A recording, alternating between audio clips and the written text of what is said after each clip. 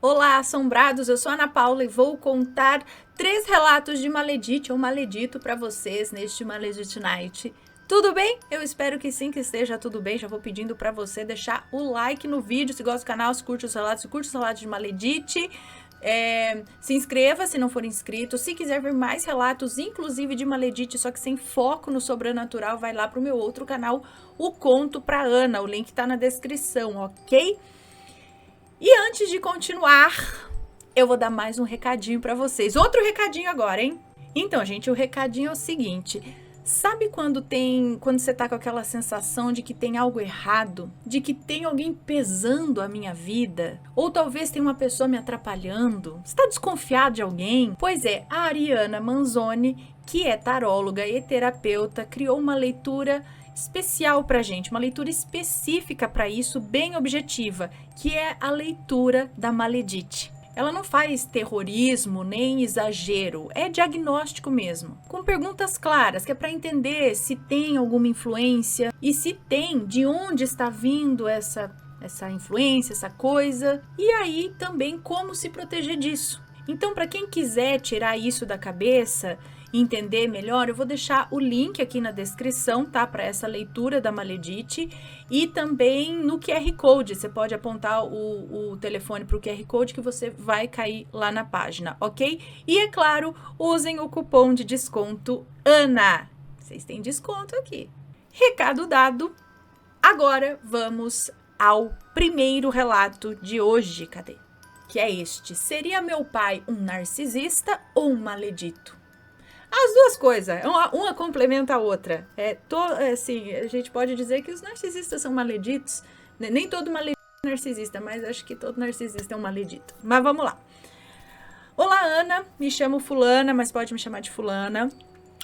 Eu sou muito fã do seu trabalho. Encontro nos relatos muitos avisos e histórias que nos espantam pela semelhança com o que cada ouvinte pode já ter vivido. Então, sim, é tudo real. Ana, hoje eu vou contar a história da minha família e a aflição que nos envolve devido a atos mal pensados, e hoje vivemos a consequência disso. No relato não haverá nomes e, se houver, já estarão trocados. É uma história longa, mas acredite, está bem resumida. Não é muito longa não, tá? Minha mãe era uma jovem trabalhadora, vaidosa, inteligente, muito bonita. Vinha de uma família pobre, sofrida. Contando com ela, eram 10 irmãos. Viviam em meio a muitos conflitos. Ela determinou que estudaria, trabalharia e seria diferente. Com seus objetivos traçados e com muita coragem, minha mãe saiu de casa e conseguiu se sustentar trabalhando dignamente e também conseguiu estudar, completando então os seus estudos. Olha, Ana, não era fácil. Era uma época em que as moças que não morassem com a família eram mal vistas. Década de 70. E o dinheiro, fruto do trabalho como balconista, dava exatamente para pagar a pensão, o supletivo e a comida. Não sobrava nada, nem para um refrigerante. Aos finais de semana, ela visitava os meus avós e às vezes ia nos bailinhos do bairro para dançar. Em uma dessas idas ao baile, ela avistou um rapaz muito bonito, mas como era reservada, apenas olhou. Só aquela paquerinha de olhares. Ela apenas o olhou. Ele também a avistou e nesse dia, então, se conheceram. E ali iniciaria uma história. Meu pai era um rapaz muito bonito, elegante e bom de conversa. Todo mundo se atraía por ele. Ele vinha de uma família pequena e não eram brasileiros. Porém, como veio pequeno para o Brasil, perdeu todo o sotaque. E então era um estrangeiro brasileiro. A família dele prezava que ele se relacionasse com pessoas da mesma nacionalidade que ele. Porém, o meu pai não fazia questão. Com isso, já era de se esperar que nunca iriam aceitar a minha mãe na família, pois ela não era da mesma nacionalidade que ele e, além de tudo, minha mãe era de família pobre. Onde tudo começa? Bom, Acredito que o meu pai sentia um sufoco em morar com os meus avós, com os pais dele, no caso, e viu na minha mãe uma oportunidade de sair de casa. Então, com 2 anos de namoro, enfim se casaram. Enfim, pois no decorrer desses 2 anos, a minha mãe tentou terminar o namoro por diversas vezes com ele, mas sempre por insistência dele, eles reatavam. A minha mãe era de família humilde e não tinha o hábito de frequentar a igreja, mas eram cristãos católicos. Já o meu pai, pela tradição da família, era católico, mas escondido da família, por uma ex-namorada, ele iniciou a vida em alguma religião de matriz africana, eu acho, ou em religiões de matriz africana, e por ego adentrou essa religião. Lá ele era enaltecido, ele tinha contato com muitas mulheres e passou a se sentir como um rei ali dentro. Minha mãe, antes de casar com ele, nunca havia pisado em algum lugar assim e passou a frequentar com o meu pai depois de casados. Hoje ela conta que muitas vezes eles lá, o pessoal do centro, diziam para ela que ela não poderia ficar junto ali, pois ele era um tipo de pai de santo. Por outros momentos, ele ficava dias em obrigação com a irmã de santo, trancados numa salinha. Viagens para fazer trabalhos, viagens essas que a minha mãe não podia acompanhar. Enfim, né? Umas coisas assim, um pouco estranho. Enfim, ele chegou até a se engraçar com uma velha senhora do centro. E pasmem, a minha mãe via as coisas acontecendo, mas não assimilava assim com racionalidade, sabe? Ele literalmente manipulou muito a minha mãe. Ele, com a lábia que tinha, a manipulou. Logo ela, uma pessoa tão inteligente. Era como se ela tivesse cega. Meu pai tinha satisfação em falar para ela que já havia deixado uma ex-namorada louca. E de que forma ele fez isso? Fica a dúvida. Por que ele deixou ela louca? Falava achando ainda maravilhoso isso. Deixou ela louca. Bom, passaram-se 9 anos depois de casados. E então vieram os filhos. Meu pai determinou que minha mãe não trabalharia para poder cuidar dos filhos. E ele trabalharia, ok? Ela então seguiu cuidando com muito amor dos filhos e da casa. Já o meu pai trabalhava fora, sempre passando segurança que tudo estava bem. Mas um dia a verdade começa a aparecer, né? Meu pai havia caído em vícios. O vício da mentira, o vício do jogo e o vício da bebida. Nossa vida desmoronou. Nós fomos despejados. Meu avô, por parte de pai, permitiu que morássemos de graça em uma casa que era dele, que ele alugava como renda, mas sempre jogando isso na cara da minha mãe. Ana, foram muitos anos de humilhação. Nós éramos criança. Ficávamos meses sem luz e sem água. E as nossas refeições era café com leite no almoço e na janta. E isso graças à minha mãe que pedia ajuda aos vizinhos. Nós víamos o nosso pai caído, embriagado, na avenida principal do bairro. Algumas pessoas a quem ele devia vinham na nossa porta cobrar com ameaças. Olha, era um inferno. Minha mãe não tinha apoio para se separar. E ainda tinha a ameaça do meu avô que nos levaria embora, caso isso ocorresse, levaria as crianças embora. Se ela se separasse do filho deles, eles levariam as crianças embora com eles, tipo isso. Lembrando, gente, que era nos 70, tá? Não é hoje, não é simples assim, né? Hoje, mas naquela época, não duvido. Bom, nesse tempo todo, tentávamos ajuda espiritual, em igrejas, em centros espíritas, na Umbanda, no Candomblé. Porém, a coisa só piorava.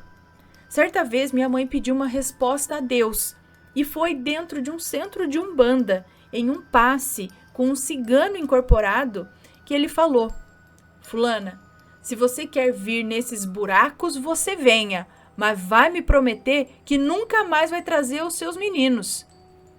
Chorando e com todo arrependimento de um dia ter buscado ajuda no oculto, ela prometeu a ele e a Deus que nunca mais voltaria a pisar nesses lugares. Uai, o próprio cigano incorporou e falou isso? Olha só, e foi dentro de um centro de umbanda, em um passe, o cigano estava incorporado e dando um passe nela, e o cigano incorporado falou para ela: se você quer vir nesses buracos, você venha, mas vai me prometer que nunca mais vai trazer os seus filhos. Algo assim. Bom, a partir daí a minha mãe nos colocou na catequese e passamos a frequentar a igreja católica. Nós ainda éramos crianças, a vida melhorou um pouco, né? Pois o meu pai nunca havia se arrependido de nada do passado e as coisas que o acompanhavam nunca foram embora. Ana, nós completamos a maioridade, a vida seguia sempre cheia de brigas, a paz sempre foi passageira em casa, mas o meu pai ainda era o homem da casa. E em uma de suas últimas decisões pela família, nos mudamos para uma casa onde ele tinha o escritório de trabalho na frente e nós moraríamos na casa dos fundos. Então, enrolado em dívidas e apaixonado por uma maledite, em 2015 ele acabou tentando contra a própria vida. Enfim, após isso, eu e meus irmãos tomamos as rédeas da família. Mudamos para uma casa que poderíamos pagar o aluguel e todas as contas. Porém, o meu pai, após ter se recuperado, não quis continuar conosco e ficou morando sozinho e também definhando lá. Ele foi internado pelo meu avô em uma clínica de dependentes químicos. Então, um pouco mais ali de um ano depois, o meu avô faleceu. E aí o meu pai voltou a morar conosco. Agora ele já estava doente, debilitado e velho. Porém, nunca tentou ser agradável. E sempre gerou brigas em casa. Hoje ele é doente, recém-operado por conta de um câncer, tem problemas no fígado, tem enfisema pulmonar, além de uma mente maldosa e confusa. Ana, a história é longa e parece não ter nada de sobrenatural, né? Mas eu tenho certeza que o meu pai fez, através do ocultismo e também por ser um grande manipulador, ele fez mal para muitas pessoas. E quando conheceu a minha mãe, fez algo tão forte, uma amarração tão forte, que a cegou por muitos anos e a amarrou a ele. Hoje nós cuidamos dele, mas a vida é extremamente desagradável, sabe? Ele tem uma energia muito baixa e pouca ou quase nenhuma fé em Deus. É triste ter que estar preso a alguém que, por ego, destruiu os sonhos de uma família incrível. De uma família não, de uma mulher. É triste ter que estar preso a alguém que, por ego, destruiu os sonhos de uma mulher incrível. E isso refletiu em nós, seus filhos. Minha intenção em contar essa história não é de criticar a religião, não, mas sim o que as consequências de um trabalho pode trazer lá na frente. Porque minha mãe nunca conseguiu se desvencilhar dele. Por que nós não conseguimos construir a nossa família independente dele? Com o oculto não se deve brincar. E se o fizer, não queira ter uma família, pois são eles que sofrerão, são eles que vão sofrer com isso. Então é isso, Ana, agradeço o carinho e a leitura, um grande beijo e fica com Deus. Um beijo para você, muito obrigada, mas eu diria aqui que isso não é culpa da religião. É a cabeça dele, as atitudes dele, e inclusive dentro da religião, né, geraram tudo isso. Existem casos e casos que não tem nem nada a ver com a religião e é assim. Eu acho que é mais explicado pelo emocional, pela psicologia. Não estou dizendo que não tenha nada, é que não tem nada concreto. Pode ser que ele tenha feito também, entendeu? Pode ser que ele tenha feito também aí uma amarração para ela, mas eu digo que pode ter acontecido também, independente de amarração, de religião, por ele ser uma pessoa manipuladora, por ele ser tudo isso que vem construindo na mente da pessoa, no caso da mulher dele, da sua mãe, vem construindo. Quem olha de fora fala, como que a pessoa continua com alguém assim? Mas isso é você olhando de fora. Quando você está dentro da situação, vivendo aquilo no dia a dia, esses vai, esses puxa, essa manipulação, e ainda ela sendo uma pessoa boa, sei lá, de coração e tal, né? Foi caindo, foi ficando presa emocionalmente, psicologicamente, não sei, a ele. E, né, como eu disse, pode ser que tenha tido também uma amarração aí no meio, aí eu não sei, mas pelo que eu entendi, ele era uma pessoa assim, entendeu? E isso tem consequência. E, infelizmente, a bebida, aí entrou bebida, entrou um monte de coisa que assim, é decreto para destruir família, é decreto para trazer coisa ruim para o futuro das pessoas que estão em volta. E como você diz, mesmo ele estando debilitado, estando idoso, não sei, já ainda assim é uma pessoa, porque não tem cura, a pessoa não muda. É o que eles falam, né? No caso narcisista e tal, a pessoa não vai mudar. O que você tem que fazer é se afastar, porque não adianta. Só que, né, nesses casos de pai, mãe, como você não afasta, né? Você tem que, muitas vezes você precisa cuidar, não é simples assim, né? E é difícil, é difícil. Ou ele pode ter juntado as duas coisas, né? Já juntou. O que eu acho que acontece muito é o perfil da pessoa junta ali em alguma religião e dá uma grande porcaria. Eu não tô falando só de uma religião específica, não. Junta esse perfil psicológico aí, psiquiátrico, sei lá, dentro de uma religião, complica. Vamos pro próximo relato, então, que é este daqui. Moscas. Aninha mulher, bom dia, boa tarde, boa noite. Eu espero que você esteja bem e linda como todos os dias desses 10 ou 11 anos que eu lhe conheço. Ah, saúde! Você sempre espirra quando vai começar as coisas.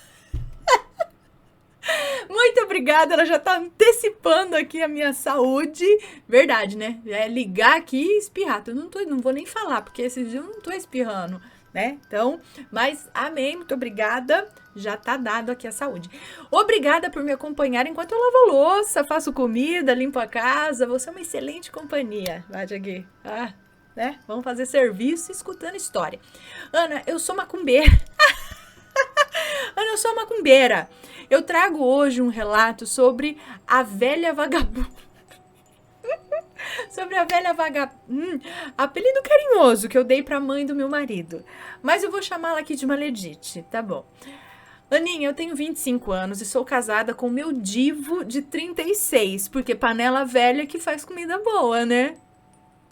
Depende do ponto de vista, porque com 36 anos ele é panela velha.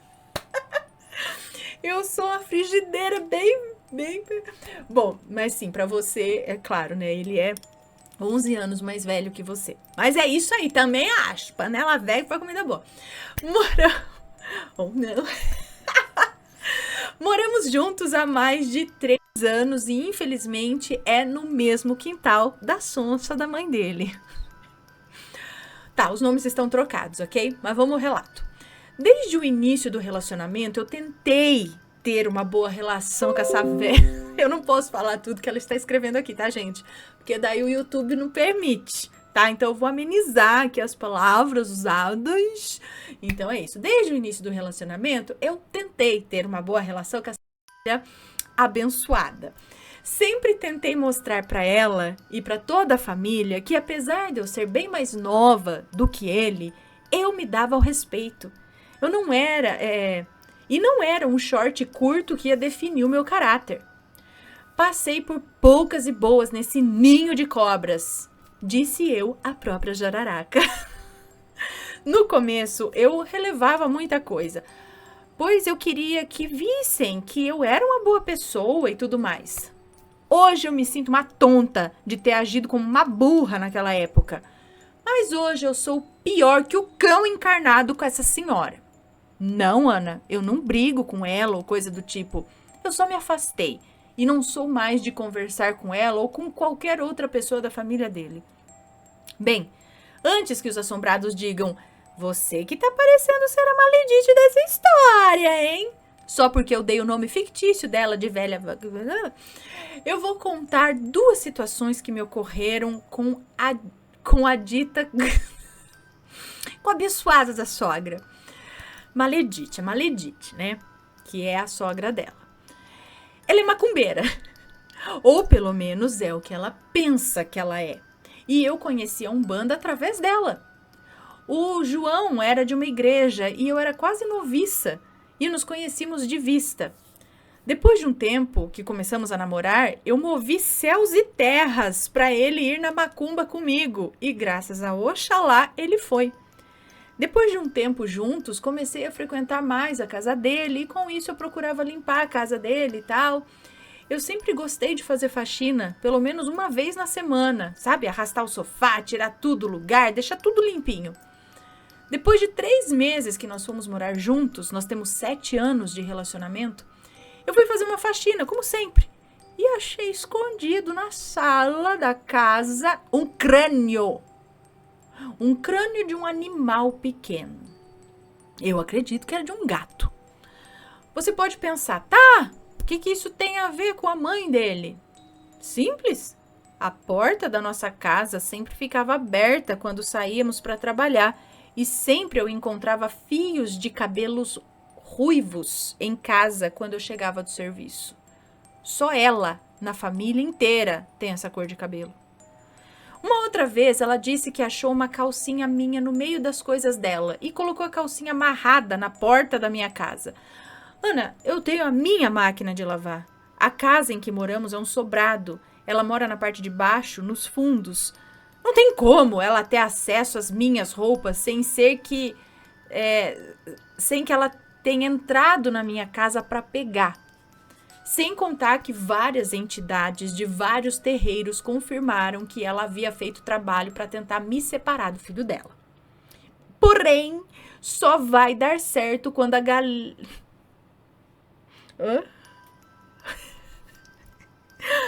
Porém, só vai dar certo quando a galinha da oferenda for ela. Menina tá afiada. Bom, um certo dia de muita chuva, ela resolveu ir na laje da minha casa ver não sei que diacho lá. Ficou uns 20 minutos e depois foi embora. Até aí tudo bem. Uns minutos depois eu ouvi um barulho de mosca. E eu tenho ódio de mosca. E eu comecei a procurar, já com a raquete na mão. Uma observação aqui, ó. Não tinha louça na pia, o lixo estava limpo e vazio e não tinha nada sujo na minha casa. Achei 3 moscas e matei. Pensei, ufa, agora eu posso ficar em paz. Foi. Fechei a porta e apareceram mais 3. E mais 3. E mais 3. Ana, eu matei 21 moscas. Sim, eu já havia tomado banho, vai que, né? Ana, teve um momento em que eu fiquei parada e tinha 3 moscas do lado de fora da janela e 3 moscas do lado de dentro. Tipo, me encarando. Como assim as moscas? Como que a mosca encara? Sentadinha assim no vidro. Aí eu surtei. Liguei o som e coloquei um ponto da minha pombagira para tocar. Só assim as moscas sumiram. E nunca mais teve tanta mosca assim na minha casa. Ana, eu amo muito você do fundo do meu coração. E que Oxalá te abençoe e proteja sempre. Um beijo da macumbeira. Um beijo para você, muito obrigada. Então, diz que mosca, esses bichos assim, quando vêm de forma estranha, sem muita explicação, em excesso, mosca, formiga, barata, diz que pode ser olho, trabalho, alguma coisa assim. É lógico que a gente sabe que tem uma época que dá mais formiga, que não sei o que, até, mas é uma coisa assim que vem do nada, é muito estranho, sabe? Que nem a hora que as moscas foram embora, nem a hora que ela colocou o ponto, né? Então, e dado o histórico aí da Maledite, então a gente pode desconfiar mesmo. E vamos para o próximo e último relato de hoje, que é este, a minha melhor amiga Maledite. Olha só, que tá ficando triste esse negócio aqui, hein? É a palavra Maledite sempre junto com melhor amiga. Então vamos abrir os olhos, meus amigos. Meus amigos, né? Quantos relatos aqui a gente já não viu? Fora da vida real, né? Que vira e mexe, aparece na notícia aí um amigo que larga o outro pra trás, é um amigo que dá um cupcake fatal, não é? Pois é. Vamos lá.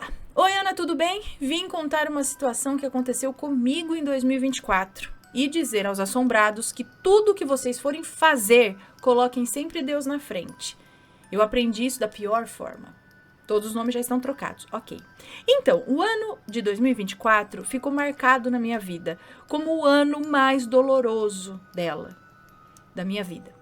O meu esposo sempre fazia concurso público, junto com um casal de amigos, a Maledite e o Bento. E eles nunca passavam. Quando ele chegava em casa com a prova que eu revisava, eu ficava chocada como ele podia não ter passado naquela prova. Até que um dia ele disse, vai você fazer. E eu fui. Quando eu disse que eu ia fazer a prova, a Maledite começou a dizer que eu não ia ter tempo de estudar, que era melhor eu nem tentar. Eu não achei estranho. Na minha cabeça, ela estava preocupada comigo, já que eu trabalhava, fazia faculdade, estava organizando o meu casamento. Mas mesmo assim eu fui, estudei e fiz a prova. Nas minhas orações eu dizia, Deus me ajude a passar na prova, que o resto eu faço sozinha. Eu não falava isso porque eu achava que não precisava... E eu não falava isso porque eu achava que eu não precisava de Deus. Eu falava isso porque eu achava que seria tão fácil que eu conseguiria sim sozinha, o que é um grande erro, já que precisamos de Deus para tudo. Passei na prova com uma nota muito boa. Aí é que começou a agonia. Quando eu contei para essa amiga que eu tinha passado, ela ficou com raiva. Passou uns dias sem falar comigo, mas depois voltou. Começamos a nos falar de novo. Ela me deu um presente para mostrar que estava tudo bem entre a gente. Um sapato, próprio para corrida mesmo, caríssimo. E eu fiquei muito feliz. Mas ela falou uma coisa no meio da conversa que ficou na minha cabeça. Ela disse assim, eu derrubo quem eu precisar para chegar onde eu quero. Não tem amizade certa. Ué, menina, que fala, hein? Você não questiona, que é isso? Olha só o que a moça falou. No meio da conversa ela falou isso, eu derrubo quem eu precisar para chegar onde eu quero, não tem amizade certa. Era uma conversa aleatória, sabe? Não era nada específico ou relacionado ao concurso, entendi. Ela tava conversando, falando, e no meio saiu essa frase aí. Você falou, não era nada relacionado ao concurso, mas eu fiquei pensando nessas palavras, com certeza. Depois disso eu fiquei em alerta, me afastei e comecei a treinar pro TAF. O que é TAF? Bom, eu treinava como uma maluca todos os dias, natação, corrida, natação, corrida, barra e outros. Em um dia eu fui correr com meu marido e do nada eu senti uma dor tão forte no meu joelho que eu precisei parar na mesma hora. Voltei para casa e fiquei fazendo compressa com gelo. 2 dias depois eu fui correr novamente e apesar da dor eu precisava treinar, né? E nesse dia a dor foi tão forte que eu parei no meio da rua. Travei mesmo. Eu não consegui encostar o pé no chão. Meu marido me trouxe para casa e a partir daí eu comecei a ter sonhos com a Maledite. E nos sonhos ela me dava um presente. E quando eu abria a caixa, tinha um sapo enorme. E eu acordava depois disso. A mãe da Maledite fazia trabalhos. E contava isso rindo na frente de todo mundo. 3 dias depois eu fui em uma consulta com um ortopedista muito bom da minha cidade. Quando cheguei lá, que ele pegou na minha perna, eu gritei. Ele não fez mais nada. Ali mesmo ele pediu uma ressonância. Fiz a ressonância e levei para ele. Ana, ele disse que não sabia como eu podia ter feito tudo aquilo no joelho. Na ressonância foi encontrado lesão no menisco, derrame articular, edema na tíbia, 2 fraturas incompletas. Meu tornozelo inchou muito, meu joelho ficou muito inchado também. Eu precisei fazer cirurgia e fisioterapia. Depois da cirurgia, eu comecei a fisioterapia. Ana, que dor! O médico perguntava sempre se eu tinha levado alguma pancada forte no joelho, se eu tinha caído. Mas não tinha acontecido nada, eu não caí, não bati. Até hoje eu fico pensando nisso. Eu não sei se ela fez alguma coisa ou se foi só um grande azar mesmo. Lembrando que ela te deu o tênis, né? Você estava correndo com o tênis quando isso aconteceu? Mas sei que tive culpa também. Eu poderia ter sido inteligente e ter me blindado. Eu podia ter entregue nas mãos de Deus. Meu erro foi ter tentado sozinha, sem Ele. Bom, esse é o meu relato. Hoje não nos falamos mais. Ela se mudou para outro estado e perdemos totalmente o contato. Nossa, é triste, né? A pessoa que você acha que é para estar do teu lado, sua amiga, assim, é sua amiga desde que você não seja maior do que ela, né? Aí já não agrada muito. Eita, lá, e aí vem o presente. Ainda que ela não falou que era especialmente para você, né? Mas muito. Ainda no joelho, durante uma corrida, e ela te deu um tênis específico de corrida. Pois é. Pra gente ficar atento, né? Pra vocês aí irem aprendendo de pouquinho em pouquinho aqui com as histórias. Pessoal, esses são os relatos de hoje. Espero que tenham gostado. Um grande beijo pra vocês e a gente se vê num próximo relato. Combinado? Um beijo e fui! Tchau, tchau.